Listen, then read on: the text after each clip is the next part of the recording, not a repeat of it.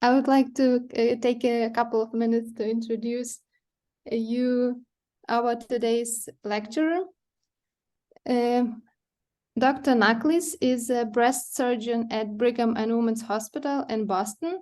She is also an assistant professor of surgery at Harvard Medical School. Her works focus on management of malignant breast lesions, inflammatory breast cancer, and metastatic locally advanced breast cancer. Thank you, Dr. Nakhlis, for joining us today, and we are looking forward to your presentation. Please, you may start when you're ready. Yeah, thank you, Marta, for this introduction. Good evening, everyone. I think it is evening where you are. And thank you so much for being here and for inviting me. I have slides on a breadth of topics, which the role of surgery for breast cancer, as you can imagine, is an enormous topic. So we may or may not cover everything you would like to discuss. So we'll do our best to get through the slides and also allow time for questions and answers or any clarifications. So we'll start with an overview of the breast cancer trends, and I will primarily refer to the US statistics. So overall, the reality of breast cancer is good news. We can see in this graph here, the light green line shows the incidence of breast cancer, which has been slightly on the rise. And for this year, the projected number of new cases approaches 300,000. So this is actually a little bit up from what we were seeing 10 and 20 years ago. And that could be due to a number of reasons, but largely we attribute it to better screening. The mortality trends have been very favorable, and although not very precipitous, but there is a decline in the mortality. And for this year, the breast cancer related mortality is expected to be around 43,000. Another good news is the 5-year relative survival is greater than 90%, which is great. And again, this is to a large degree attributable to better screening.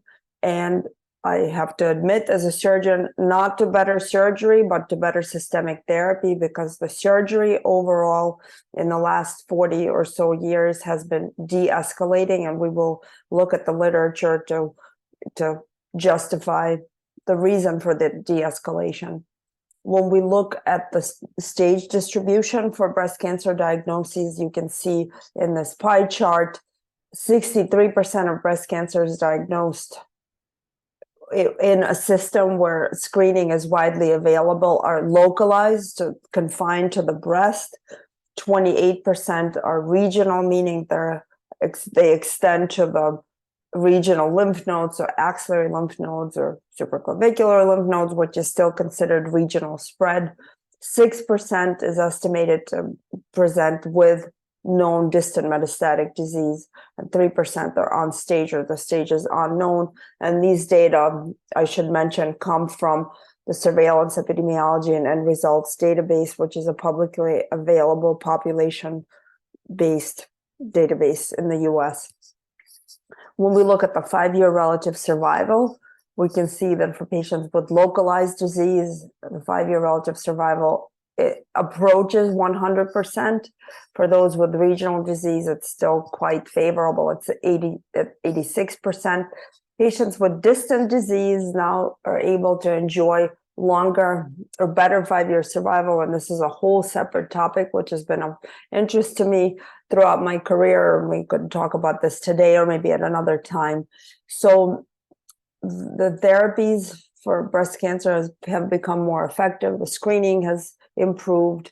And let's see what has been happening with surgery over time and how surgical strategies have evolved.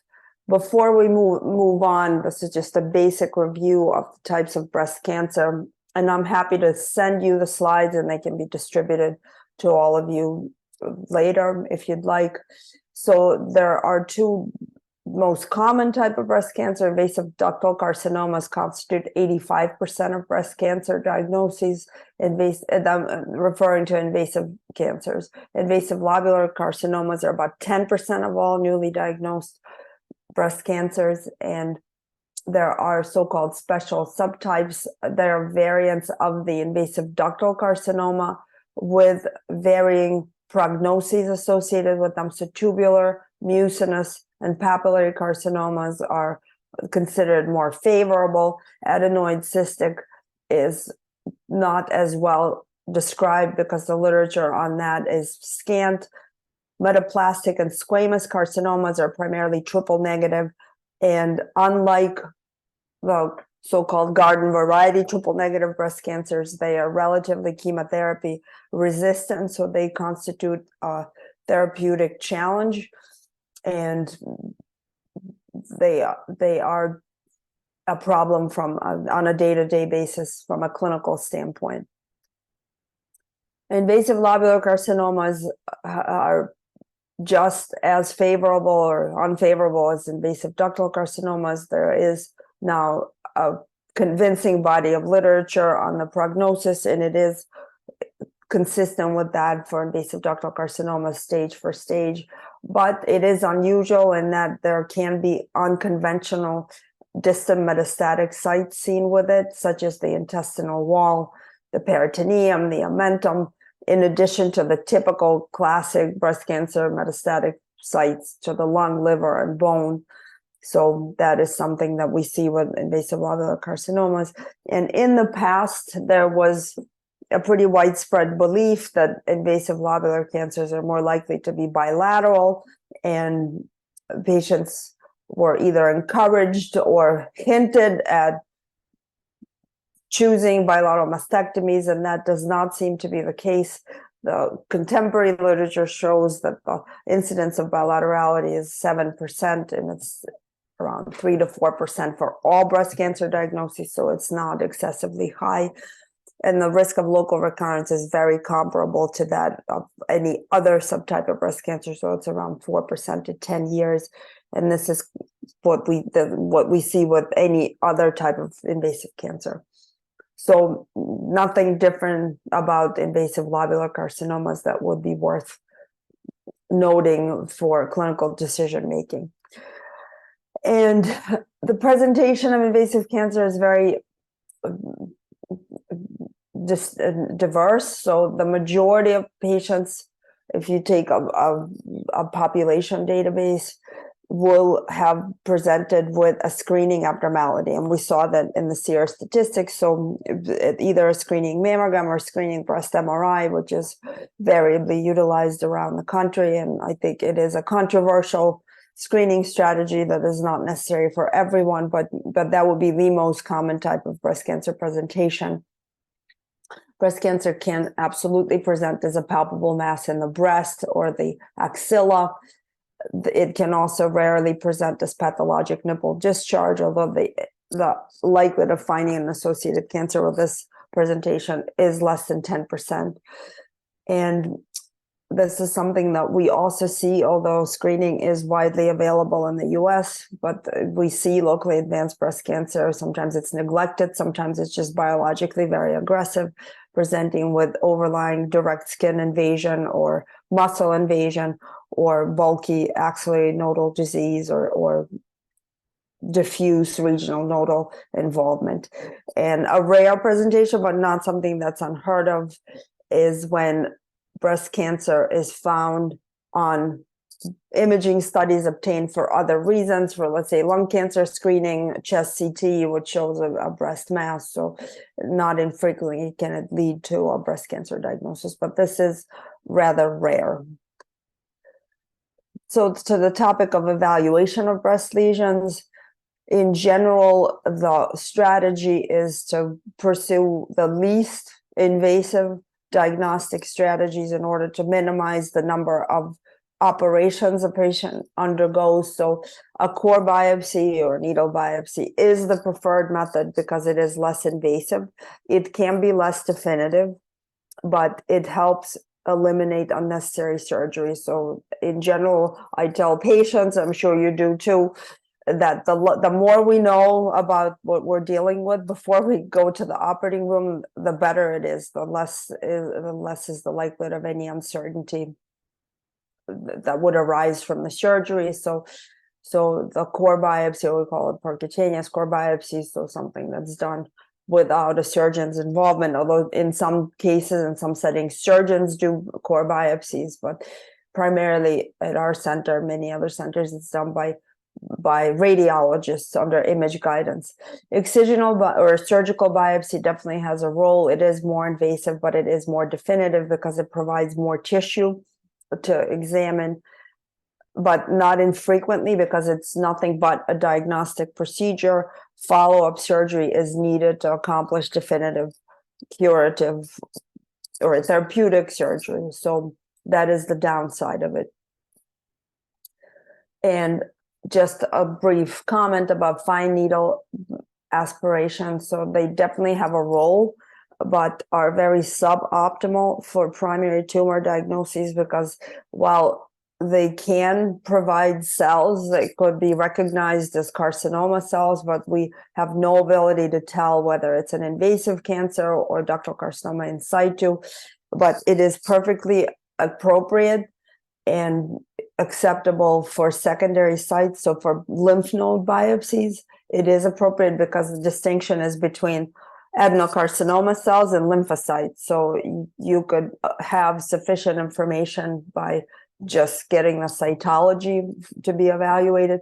And with modern day fine needle aspiration and cytology techniques, there is quite a bit that can be done with special stains and estrogen and progesterone receptor testing and even HER2 testing. So these secondary sites can be assessed quite comprehensively with just a fine needle aspiration. So when a breast cancer diagnosis is known or suspected, a fine needle biopsy of an axillary lymph node associated with is quite appropriate, but is suboptimal for the breast mass evaluation. So when is a surgical biopsy appropriate? There are times that we have to resort to an excisional or surgical biopsy. That is when the core biopsy is insufficient or indeterminate.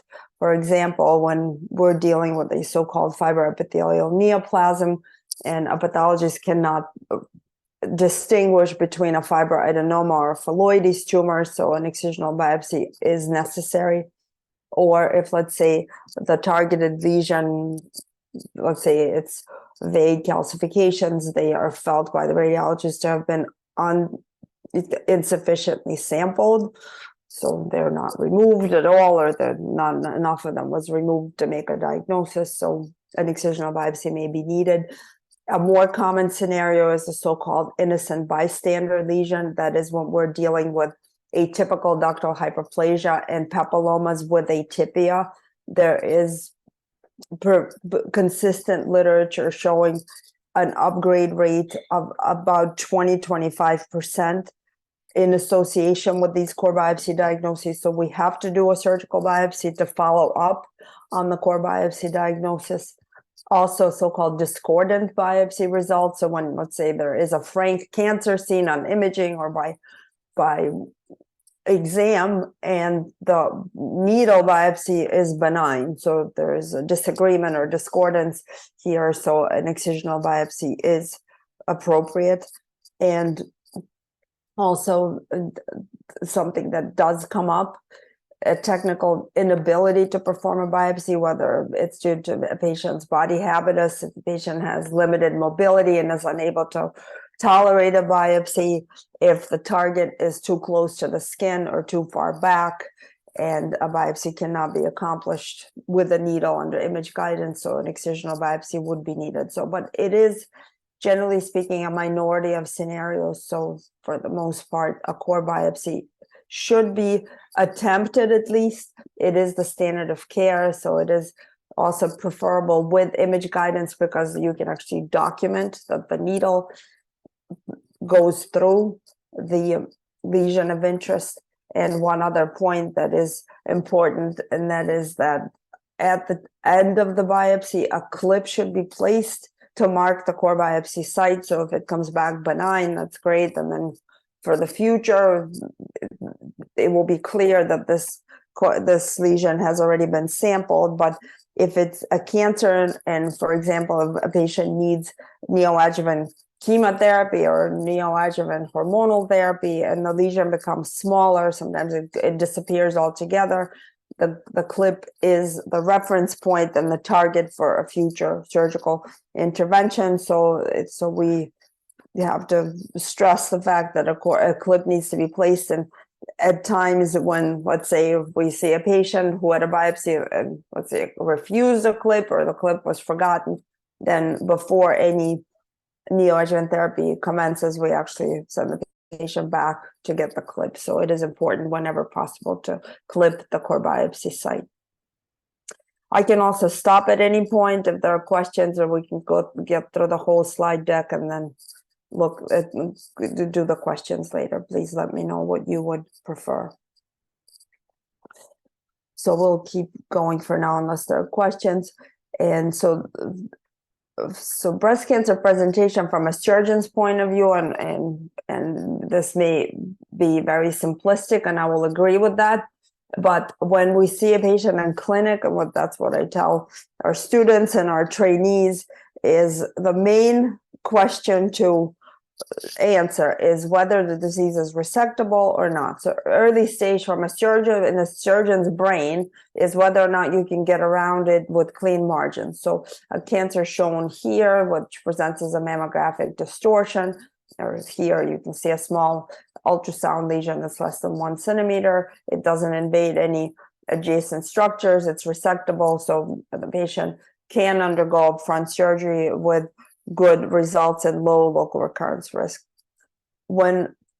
Conversely, a patient presenting with locally advanced breast cancer, and we will look into this later, would have what we would consider unresectable disease, and we will actually explore this in detail in subsequent slides. But in this panel, you see a patient presenting with inflammatory breast cancer with the characteristic skin edema called pot orange, breast enlargement, and any attempts in the past of trying to do primary surgery would lead to failure and very rapid local recurrences, and futility of surgery was the conclusion at that time.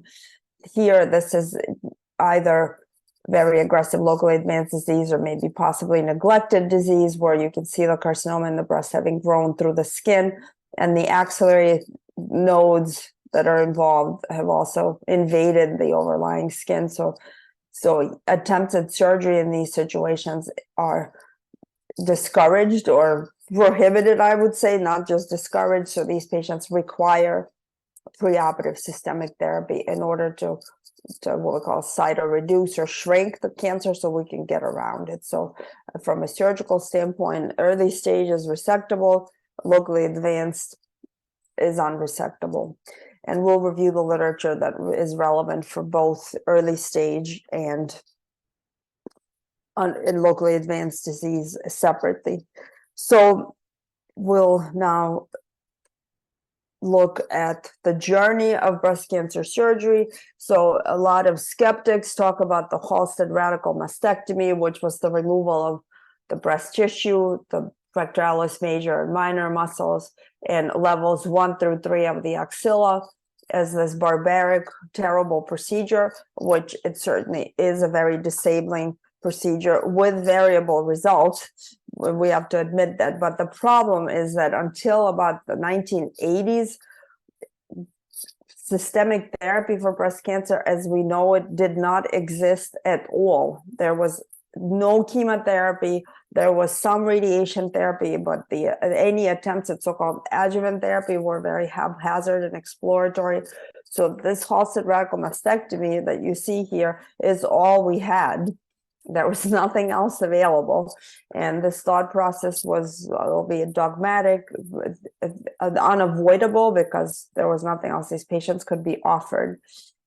And when we look at the evolution of this paradigm and how things have changed, and some of these clinical trials almost didn't happen. This was a very tense environment in the 1970s to try to deviate from the dogma of Halsted radical mastectomy, but there were very brave and ambitious surgeons who wanted to get out of this paradigm because the results were variable.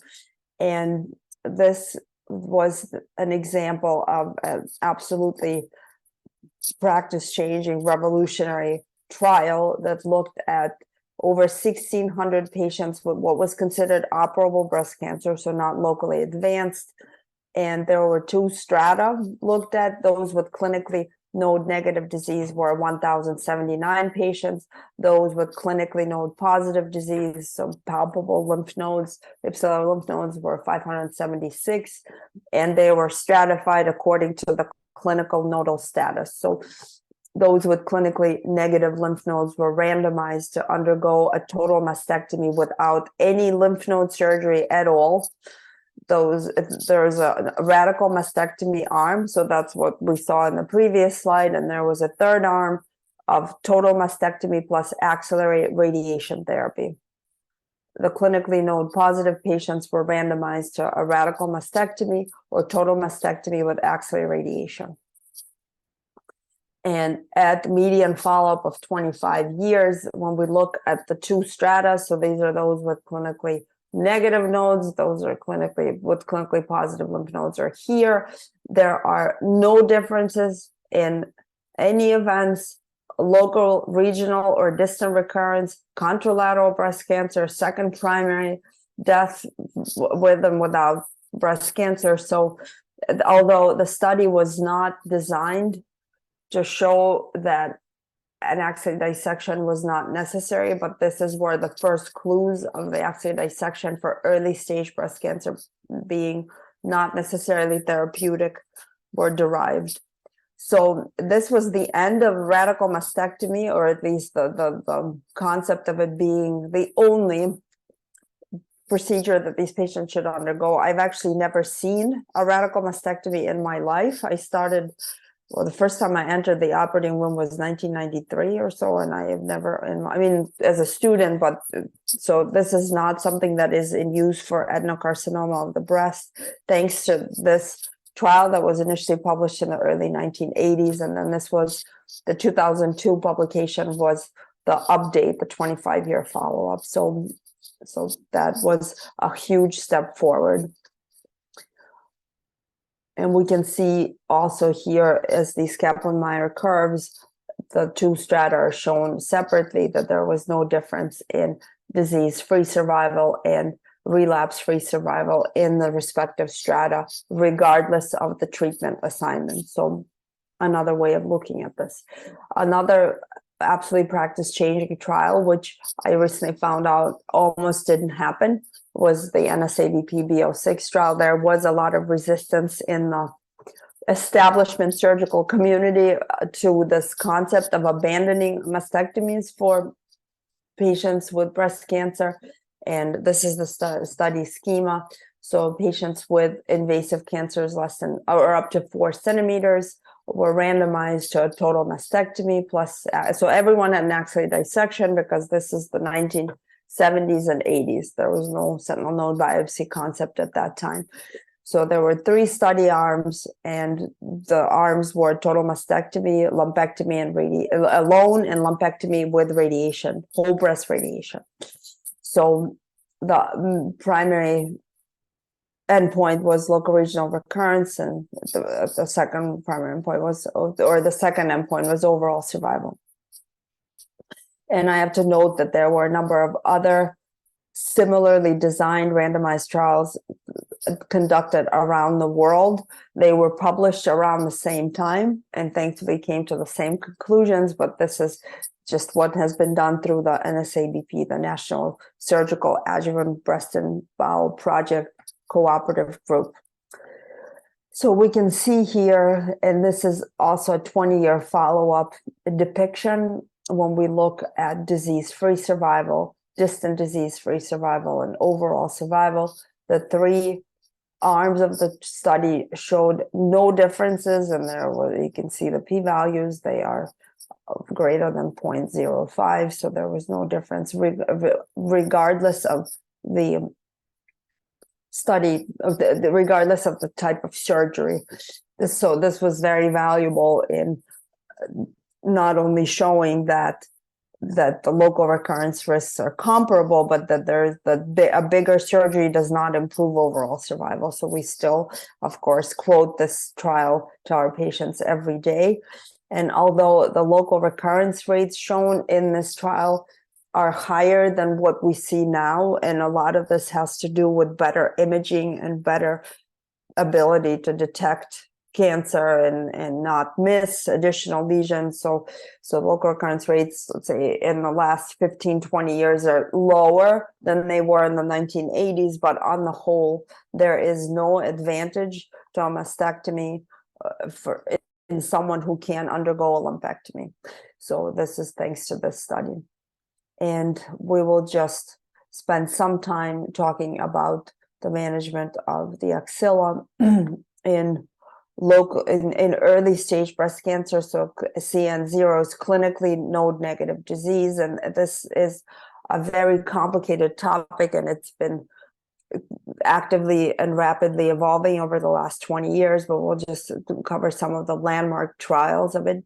So the concept of de-escalating lymph node surgery for breast cancer is derived from the melanoma literature and the melanoma experience, in which sentinel node biopsies were popularized and become widespread in the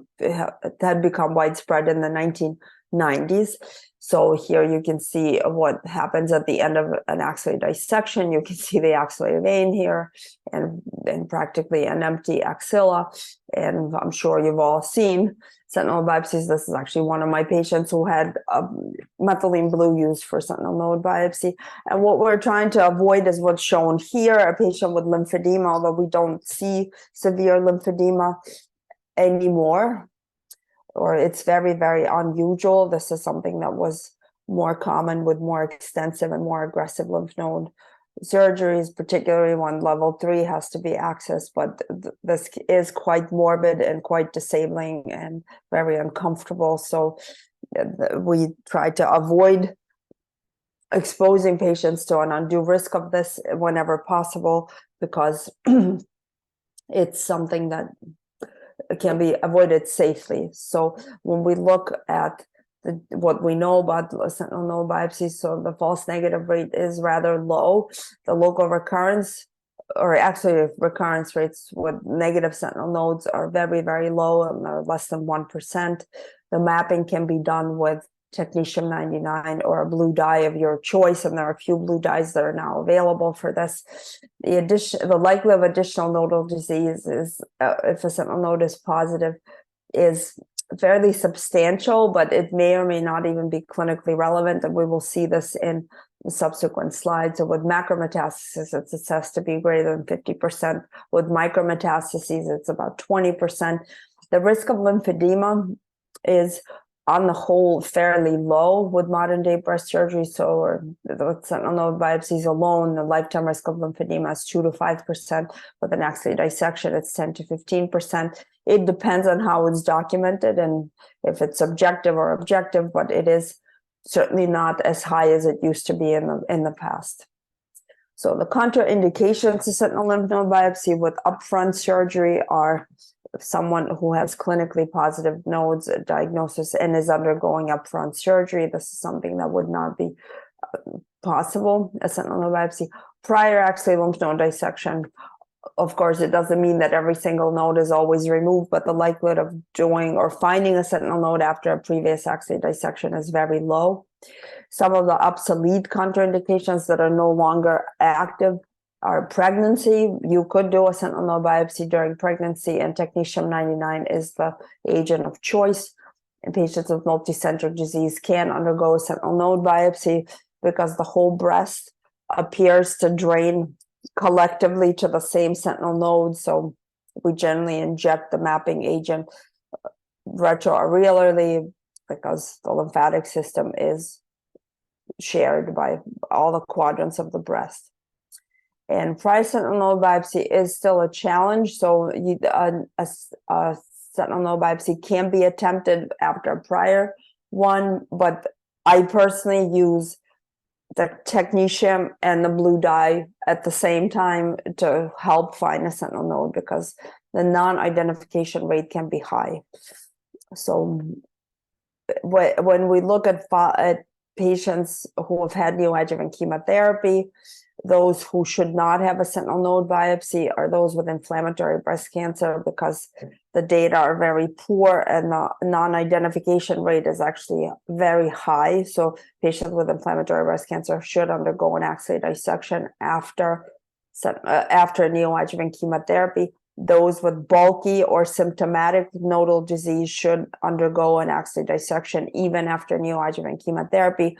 This clinical N1 disease paradigm is rapidly changing. It is, I don't want to say controversial, but we are now actively acquiring data and knowledge about this, so we can talk about this if we have time at the end. And that there is a question, please go ahead. Someone raised their hand. Yeah, we have one question. Please. Vladislav Kuzmenko, please. Thank you for your lecture. I have one question, please. Please tell me your point of view about InDesign in green of mapping of sentinel lymph nodes and frozen section intraoperatively. Thank you. Thank you for this question. So InDesign in green is something we don't use at our center. I have read about it. It seems that it's comparable to methylene blue and technetium-99. So I think it is perfectly appropriate to use it because it seems to work. The frozen section, was your question, does it affect a frozen section result or interpretation in the sign blue? Or is just it effect on the axillary dissection? If sentinel lymph nodes negative, do you perform it, or if it's positive, I suppose you perform complete dissection?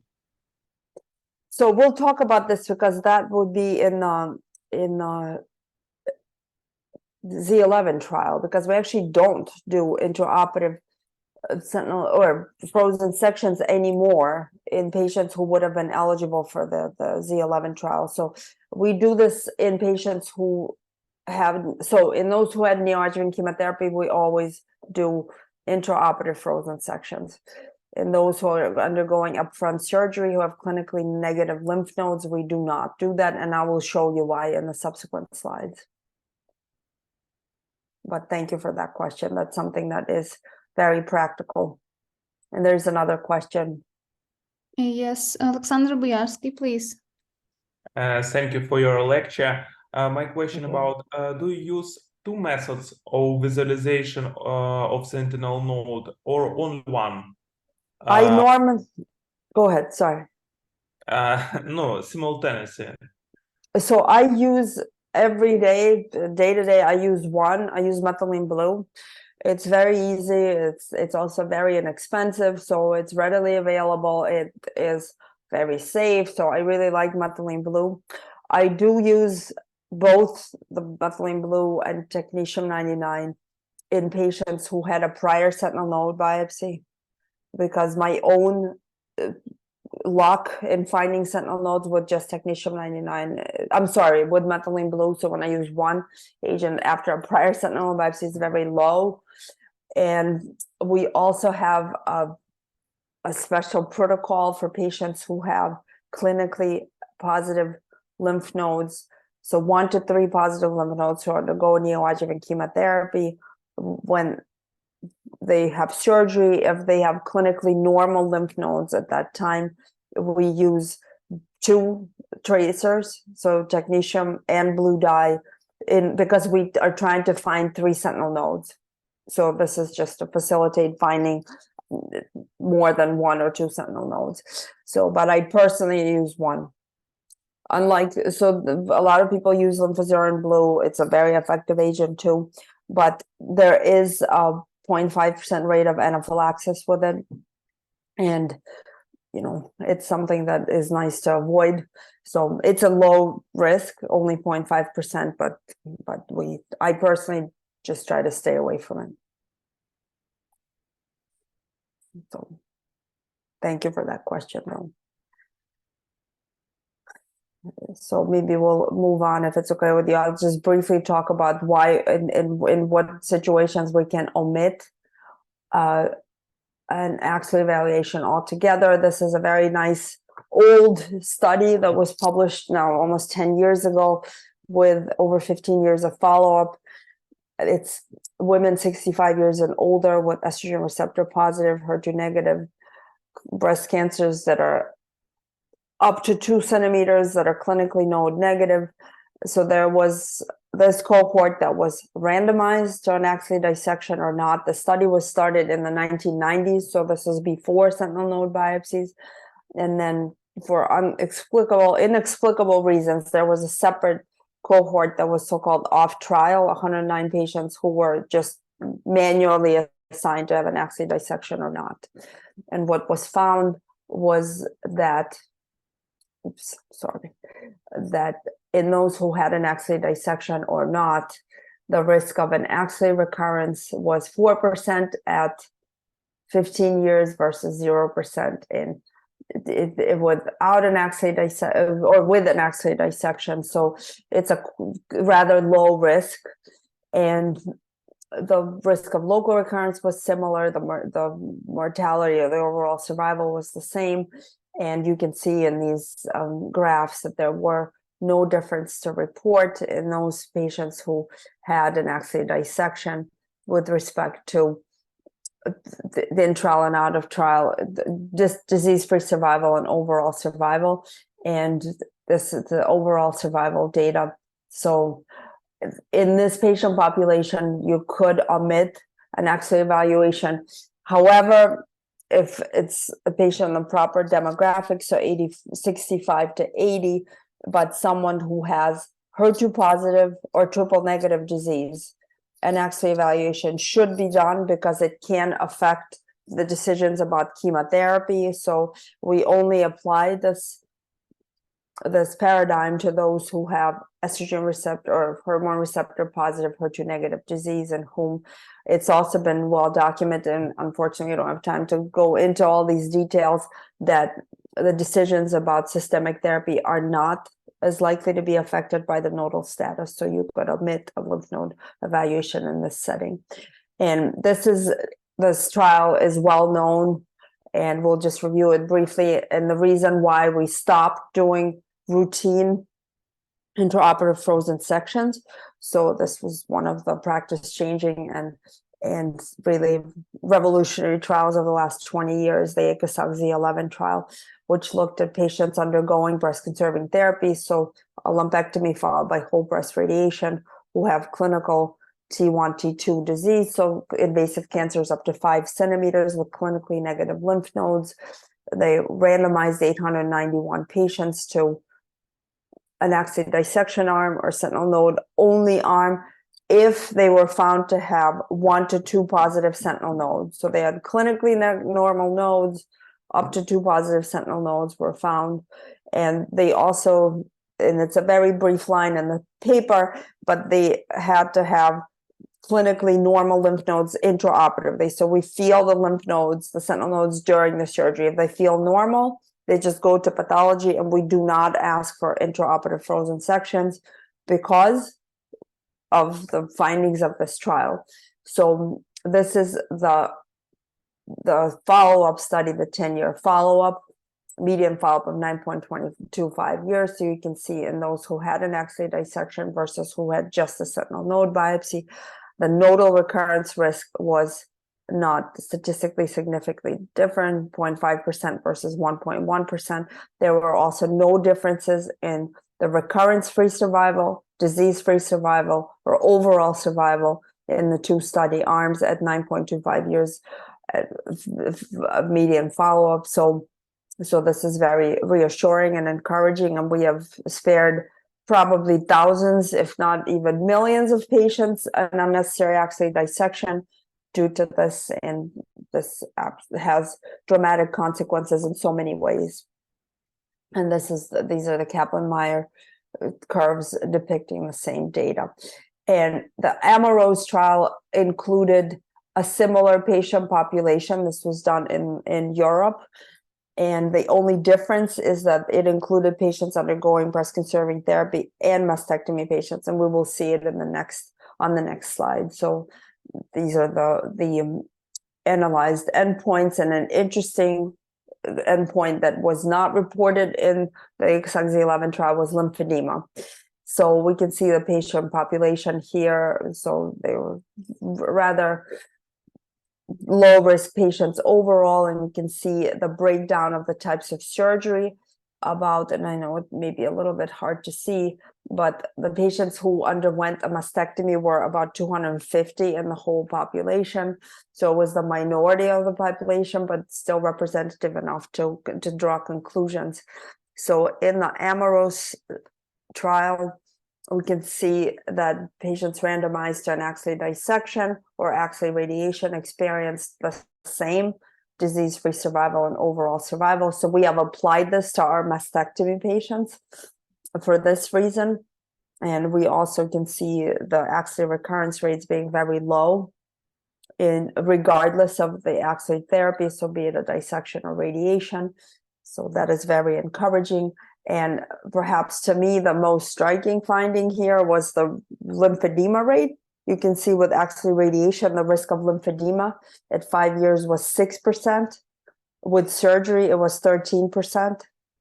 So to answer the question about the sentinel intraoperative frozen sections in patients who would have been eligible for this trial, we do not do intraoperative frozen sections, because if we find out that there are up to 2 positive sentinel nodes, then the patient is able to meet with a radiation oncologist and discuss radiation or an axillary dissection, keeping in mind the fact that the risk of lymphedema is less with radiation, so the patient can choose. Having said that, if we find that there are grossly positive lymph nodes, sentinel nodes, or any other lymph nodes during the surgery, we just do an axillary dissection. So we do ask for a frozen section, and we would do an axillary dissection because this patient would not have been eligible for this trial. So in just a few words about sentinel node micrometastases, so those are metastases that are greater than 0.2 millimeters, but less than 2 millimeters in size. This prospective trial, the IBCSG trial, in which 934 patients with micrometastases in the sentinel nodes were randomized to an axillary dissection or not.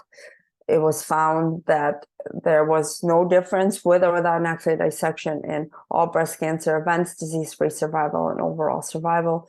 So as of about 10 years ago, when the study was published, we have stopped doing axillary dissections with upfront surgery for those who have sentinel node micrometastases.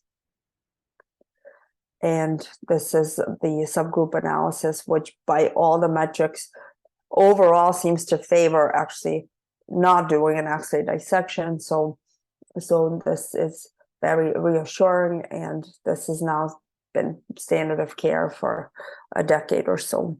And isolated tumor cells, so this was a big dilemma until about 12 years ago or so, when the ACOSOG Z10 trial was published, and we will just focus on this part of this very complicated schema. These are patients who had a sentinel node biopsy in whom the hematoxylin and eosin stain, the standard stain, was negative, but who were found to have isolated tumor cells by cytokeratin. So that's a separate stain that is not always done. And there was also this parallel effort, and I was actually a resident when the bone marrow biopsies were done, which was very interesting to see if there's a correlation between early bone marrow disease and clinical outcomes. But there were patients, what you can see here, the breakdown of the numbers. So those with the immunohistochemistry or the cytokeratin stains that were negative, there were almost 3,000 patients, and 350 patients had the immunohistochemistry positive results. So in other words, isolated tumor cells were seen in 350 and not seen in 3,000 patients. And you can see that the mortality or recurrence or death curves pretty much overlapped. So we concluded that the isolated tumor cells are not a concern clinically and do not warrant any action with respect to any further axillary therapy. So we ignore them. to conclude.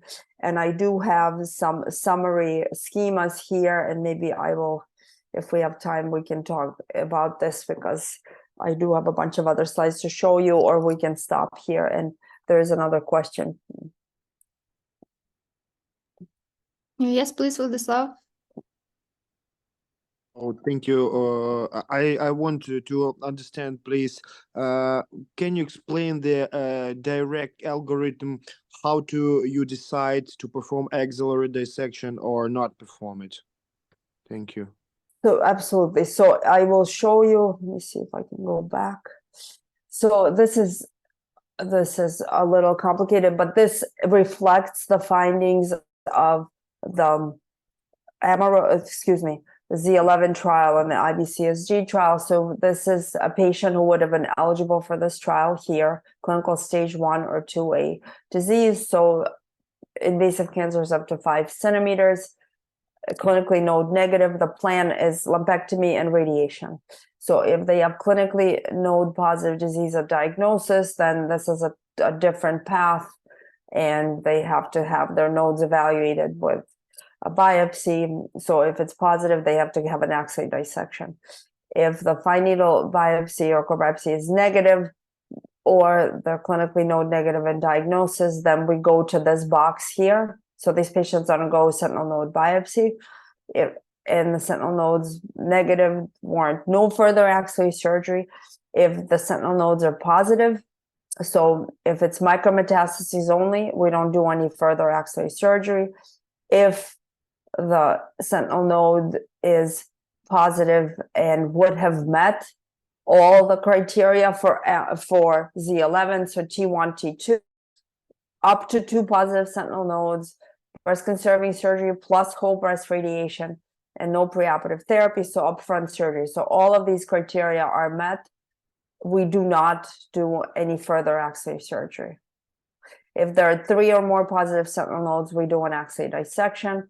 If a sentinel node is not found, we do an axillary dissection. So this algorithm has not changed since it was kind of summarized in 2021 by the NCCN, and we still use this today. In a patient having a mastectomy, the relevant study is the AMAROS trial. And so here you can see that in clinically node positive disease, it's the same algorithm. If it's confirmed by biopsy to be positive, we do an axillary dissection. That is upfront surgery. If the nodes are clinically negative or the FNA is negative, we attempt sentinel node mapping. If the sentinel node is negative, obviously there's no further surgery. Sentinel node is positive. So again, micromets only, no further surgery. If a patient meets the criteria for the AMAROS trial, then if post-mastectomy radiation to the skin is indicated, then the patient can undergo an axillary radiation treatment added. If post-mastectomy radiation is not indicated, we go back and do an axillary dissection. If there are 3 or more positive sentinel nodes, we do an axillary dissection. And if we cannot find a sentinel node, we do an axillary dissection. So as I said, I will send you these slides, and you can, I mean, this information is also available, publicly available through the NCCN, the National Comprehensive Cancer Network, but this is the current algorithm that we use. So I will share these slides with you. Thank you. And locally advanced breast cancer. So this is a topic that's very interesting to me, and this has really come a long way, because in the past, this is a study from 1943 showing the likelihood of cure for patients with locally advanced breast cancer. And you can see with surgery alone, in the past, the likelihood of, or the number of patients or proportion of patients who were cured with surgery when they present with locally advanced disease is extremely low. The highest percentage here is 44%, is when there are multiple tumors in the same breast, which is actually not locally advanced disease. But those presenting with skin involvement, redness of the skin, which is inflammatory breast cancer, very large tumors, ulceration, fixation of the tumor to the chest wall, matted nodes, the likelihood of cure is very low. So surgery was not even being attempted for a number of decades given these data. And in the 1970s, you can see here this Kaplan-Meier curve showing the probability of survival in patients with locally advanced disease. Those who had only endocrine therapy, it's this line here, did the worst, whether they had radiation or endocrine therapy. They were the excuse me, I'm sorry. So endocrine therapy is this solid line. So with radiation or combined radiation and endocrine therapy, the results were a little bit better, but the survival statistics were quite dismal because surgery was not even attempted. And then surgery was, I would say, stumbled upon in this study from Memorial Sloan Kettering when there were 31 patients who were offered participation in clinical trials looking at different chemotherapy regimens, which are shown here. And what was found was among those 31 patients who were felt to have unresectable disease, those who had chemotherapy before neoadjuvant chemotherapy, 22 were felt to have had unresectable disease. So 22 out of 31 would not have been able to undergo surgery. After neoadjuvant chemotherapy, only one patient remained in whom it was felt that disease was unresectable. So preoperative therapy as a concept was born at this point in time. This was this was an accident. This was stumbled upon, but this is how it started. And you can see this here. So there were since then a number of trials that have evaluated the predictors of pathologic complete response and locally advanced breast cancer to enable a more successful resection. You can see here that in general, those with HER2 positive or triple negative disease are more likely to have a PCR, but and this has held since even the earlier times when the study was published in 2017. Also, you can see here on this multivariate analysis, the likelihood of seeing a complete pathologic response that would be the best case scenario is something that holds true for triple negative and HER2 positive disease. So this is information we use in deciding what type of preoperative therapy to use, because in patients with hormone receptor positive HER2 negative disease, preoperative chemotherapy is generally less successful. So they are steered toward preoperative hormonal therapy. It seems to be more successful. And another important finding that was recently reported, the safety of breast conservation in patients who have locally advanced disease and diagnosis, who have either a complete clinical response, so CR is complete clinical response, or partial clinical response by exam. So this was a meta-analysis of 16 studies that has looked at over 3,500 patients with locally advanced breast cancer who received neoadjuvant chemotherapy, and these results are very striking. And the local recurrence risk is actually less in patients having lumpectomy and radiation.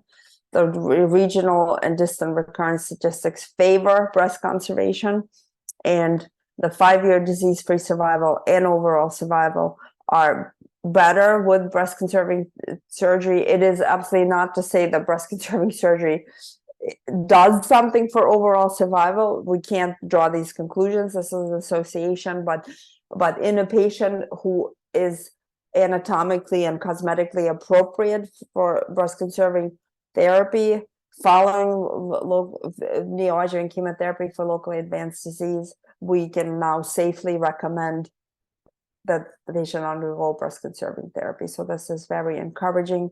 And just a few words about inflammatory breast cancer, which is a rare but the most aggressive subtype of locally advanced breast cancer. And you can see the characteristic breast swelling, edema, the edema of the skin, the so-called peau d'orange, which you can see here. You can see the skin thickening on the mammogram, the MRI showing not just skin thickening, but skin enhancement. That's because the skin is extensively directly involved. So this is absolutely unresectable at diagnosis. This peau d'orange the skin of an orange appearance is due to diffuse dermal lymphatic invasion, so we cannot do surgery at presentation.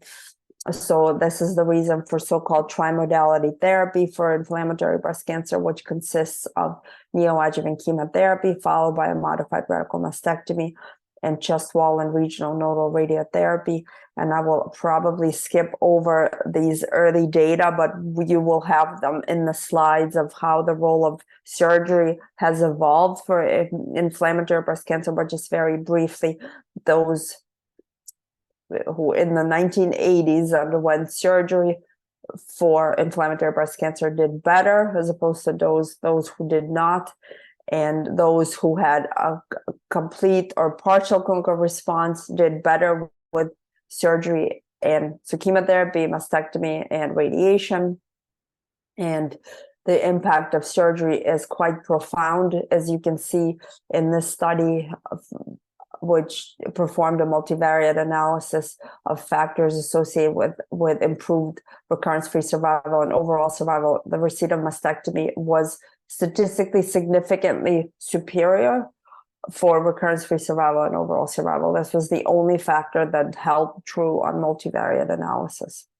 And consequently, this was a study that illustrated the benefits of trimodality therapy, so chemotherapy, surgery, radiation for patients with inflammatory breast cancer. This was published about 10 years ago from the National Cancer Database. So the blue line here shows those who had the trimodality therapy. The utilization of it has gone up over time, and patients who've received trimodality therapy have the best outcomes. So the unadjusted 10-year survival shown here is superior for those who have trimodality therapy. And just one more, you all know what a modified radical mastectomy is, and immediate breast reconstruction is not recommended, or it's discouraged and not done because the diffuse skin involvement precludes a skin-sparing mastectomy. And also, if we have time, the dose of radiation required for inflammatory breast cancer is higher than normal, and the likelihood of complications following radiation is much higher. So it's not something that is done.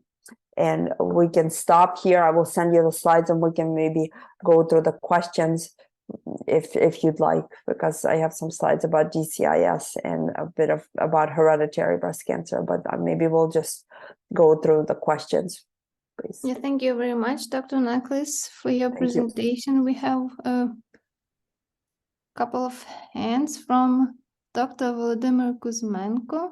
Please, Volodymyr. Thank you for the presentation. One more question.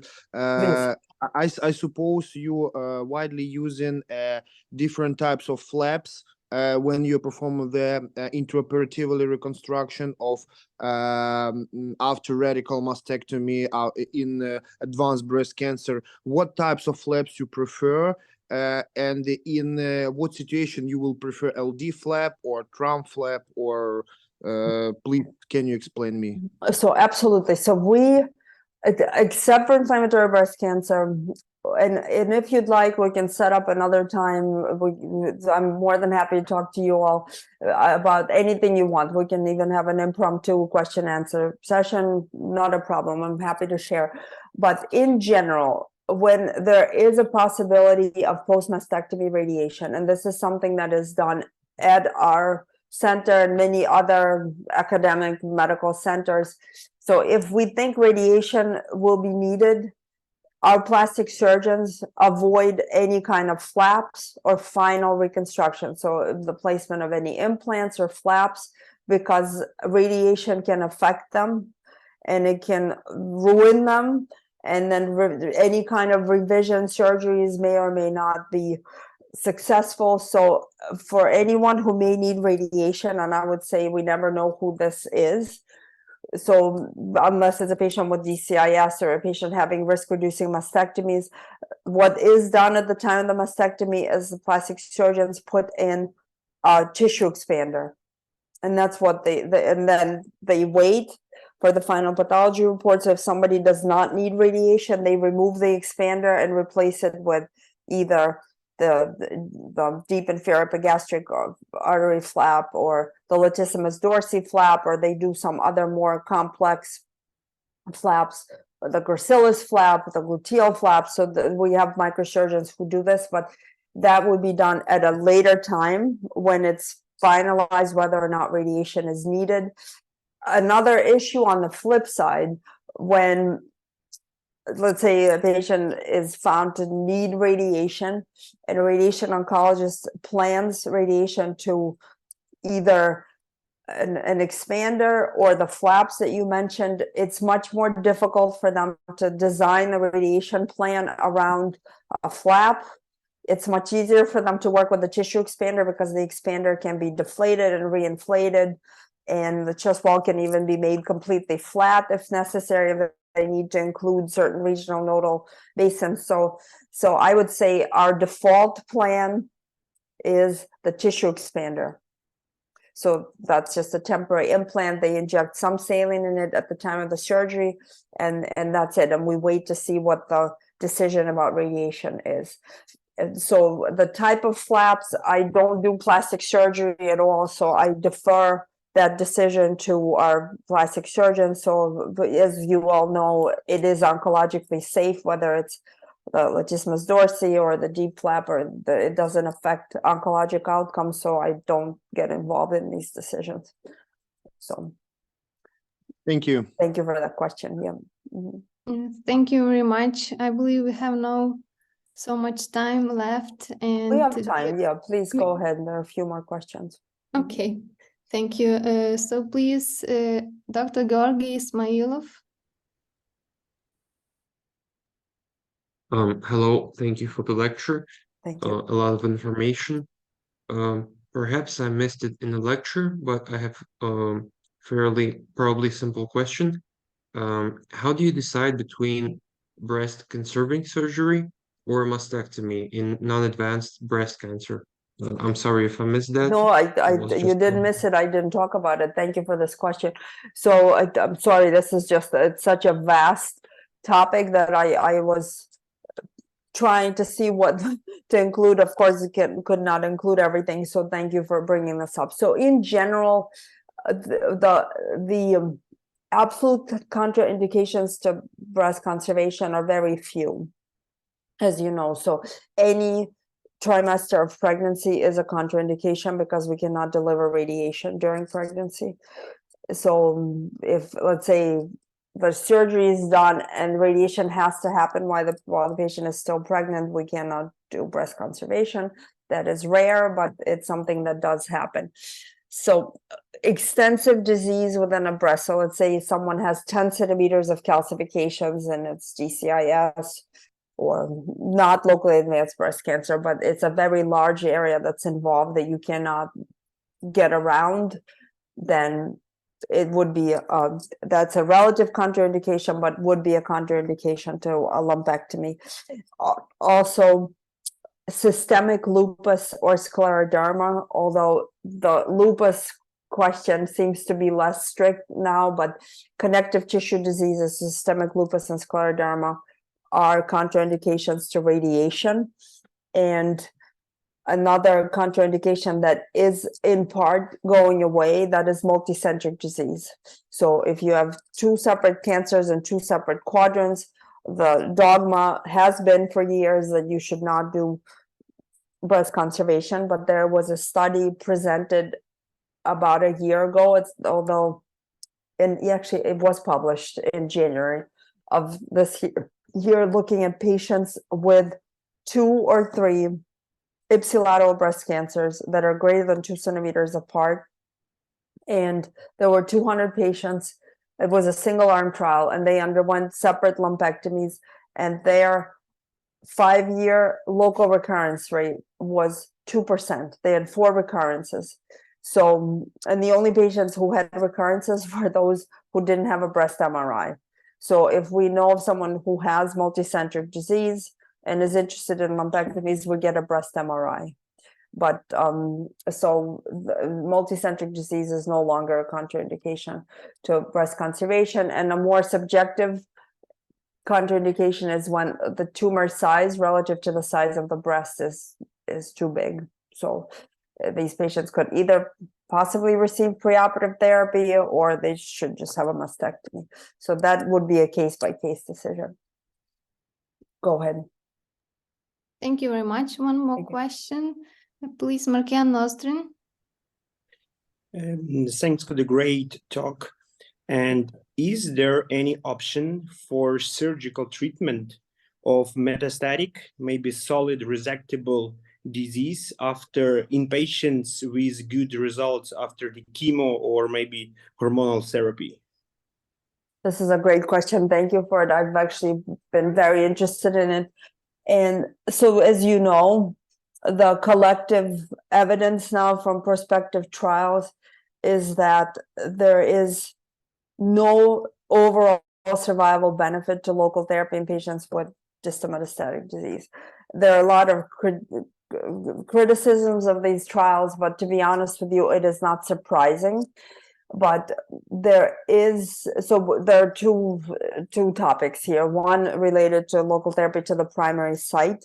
There can be subtypes of breast cancer, such as those with HER2-positive disease, there is a category of patients who are so-called exceptional responders, whose metastatic disease goes away.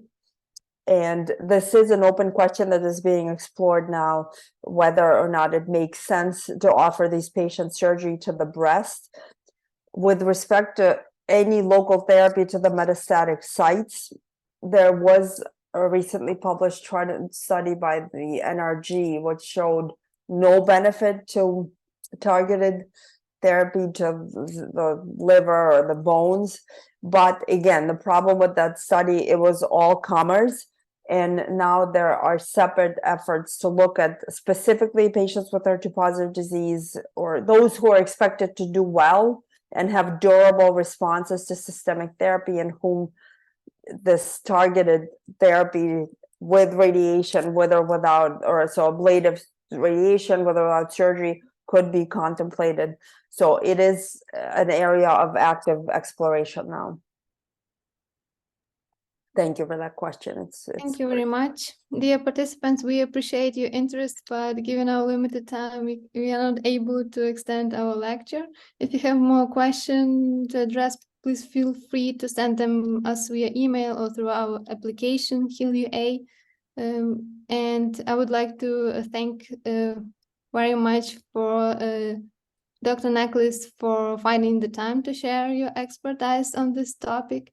And once again, thank you to all of our participants for your active engagement. We are excited to meet you again next week. And thank you all. Stay safe. Thank you so much. Yeah, Enjoy and your evening. Yes, all the best to you all. And as I said, I am more than happy if you want to organize just a Q&A session. We can definitely do that without any slides. And I'll send you my slides. So Okay, thank you very much, Dr. Nakhlis, once again. thank you all. All right, take care. Bye. Thank you.